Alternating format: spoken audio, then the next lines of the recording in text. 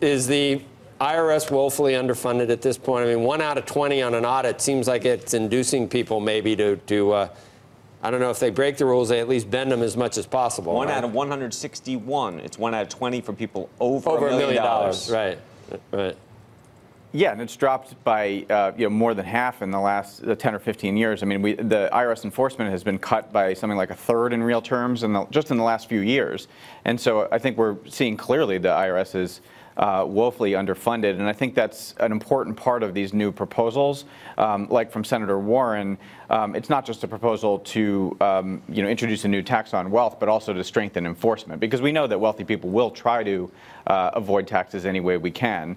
But we have a choice in the matter as to whether we're going to actually enforce those taxes. Nicole, do you think? I mean, do you agree? Is that from your side of things? What would you urge officials to do at this point? I think at this point we need to be honest with ourselves, and that if we want to pay for a number of these new proposals being touted on the campaign trail, the Green New Deal, Medicare for all, free college, free childcare, etc., that we can raise taxes on high-income individuals to help finance that. But frankly, there's not enough money there, and really we would need to start looking at tax increases on middle-income families to pay for this. We can take the example of Denmark, a country that's touted often. Their top marginal income tax rate, 55%.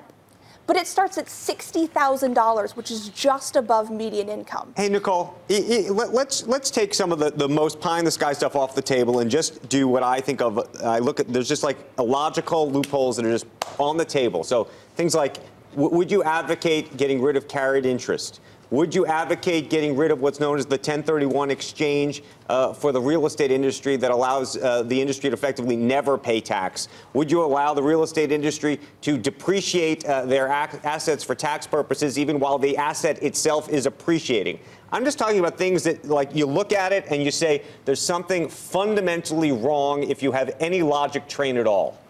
One of my favorite places to look at raising revenue would be looking at this new pass-through provision from the Tax Cuts and Jobs Act, Section 199A. It allows small businesses to get a generous 20% deduction. It's about $500 billion over the next 10 years. I think that's an easy place to look. I think there's a number of other deductions that we could look at limiting or perhaps moving forward. But frankly, that's just not enough revenue to close these gaps in funding. And therefore not to do anything, though? That's what I'm trying to understand. I feel like oftentimes there's an argument, if you can't raise the required revenue or enough revenue, or if it doesn't do anything, don't touch it at all. And I think that part of the reason there's such a debate in this country is because there's such a sense of unfairness about certain tax loopholes, and why just not close them to get rid of it so you're not having an argument about 70% taxes on the wealthy if that's something that you think doesn't make sense?